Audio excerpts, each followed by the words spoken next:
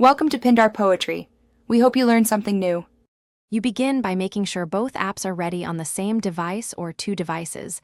Log into YouTube and Spotify now. Once done, pick the audio route. Use built-in speakers, Bluetooth, or a virtual audio cable on PC because that determines how streams mix.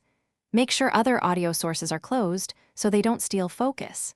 Set volume to about 30 to 50% to avoid jumps. This fast prep avoids app conflicts and gives you control when you start concurrent playback.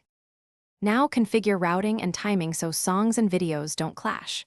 On a PC, open sound settings or install VB Audio/Voice Meter. Assign YouTube to one output and Spotify to another. This isolates volume and EQ. On a phone, either pair two Bluetooth devices or run YouTube on one device and Spotify on another for precise control. Once done, test a short clip and a song together to check latency. Tweak sample rates or switch browsers to reduce lag. This step finish by balancing levels and saving your settings so you don't repeat setup each time. Use per app volume controls and a simple EQ to make speech and music sit together.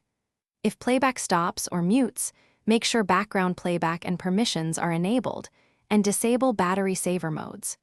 A reliable troubleshooting step is to restart the problematic app, repair Bluetooth devices, or toggle exclusive audio mode in system settings. This clears resource conflicts. Once stable, you can switch content quickly and enjoy both services together. Thanks for watching.